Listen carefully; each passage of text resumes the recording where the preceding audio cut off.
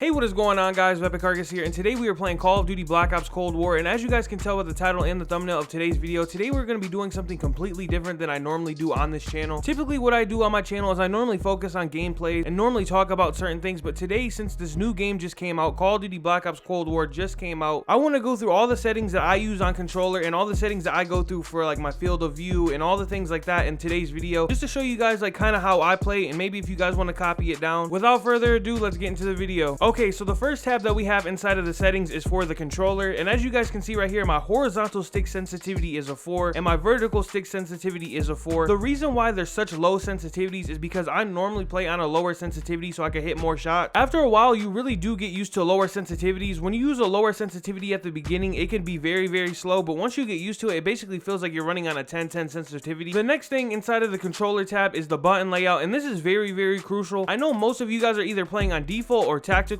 I am going to put you guys onto something. The best button layout inside of this game has to be undoubtedly stick and move. As you guys can see right here, here's stick and move, and what it basically does is you can jump with your right stick, and it's just a lot better because you don't have to take your hands off of the controller to be able to jump. The next thing that we have inside of the controller tab is airborne mantle behavior, and at default it's normally set to automatic, and you do not want that because your character will mantle over stuff when you're not trying to do it. So what I would do is I would set this to manual, and then right here, don't have it on second press, have it on press for grounded mantle behavior. That means whenever you press the button to jump, that's when you're gonna mantle instead of your character mantling for no reason. The next thing I want to go over is auto sprint, and I would highly recommend turning this on just so you don't have to click that button on your controller. Really, you're not gonna notice a difference between auto sprint, but I would just have it enabled. Now we are inside of the graphics tab. The first thing I want to go over in the graphics tab is the field of view. As you guys can see by the picture demonstrating the field of view on the right side of the screen, is that the lower field of view you have, the less you can see, and the higher field of view you have, the more you can see. So what I would do, especially if you want to see a lot more, is up your field of view to 120, and I'm pretty sure this is how you're gonna have to play this game because people are always just gonna run 120 field of view. Nobody's gonna run below that, especially on console, because now console has field of view sliders, so everybody's just gonna run it maxed out. So you would be at a big disadvantage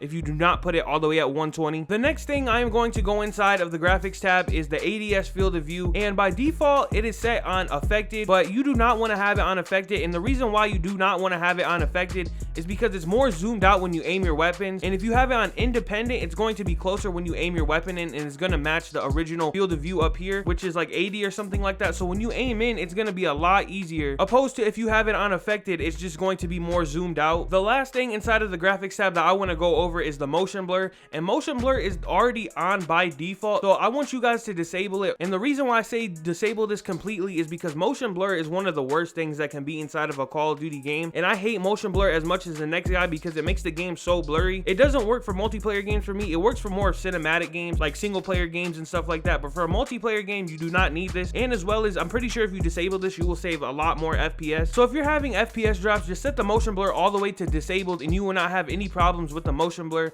I'm telling you, motion blur is a must to turn off because it's the most important thing that ruins your game because it's just too blurry. The last and final thing that I want to go over is the audio tab, and there is only one thing inside of the audio tab. The only thing inside of the audio tab is the audio presets. At default, it's going to be set to Treyarch Mix, and for you guys using headphones at home, I want you guys to just change it to headphones because it's going to be a lot better in your ears. Alright guys, this is where I'm going to end this video, and this has been me going through all of my settings inside of Call of Duty Black Ops Cold War. Hopefully you guys took some tips down from all the settings that I showed you guys and want to copy some of them down for yourselves. I highly recommend doing some of the things like I said. I highly recommend you guys at least doing the field of view and disabling the motion blur, just because the motion blur is annoying and a higher field of view is always going to make you a lot better at the game. With that being said, if you guys have not subscribed to the channel, please subscribe to the channel. We are on the road to 1.7 thousand subscribers, and as well as if you guys enjoyed this video at any point in time, please drop a like on this video. 15 likes on this video for more Call of Duty Black Ops Cold War content. Thank you guys for all the support, and I will see you guys in the next one.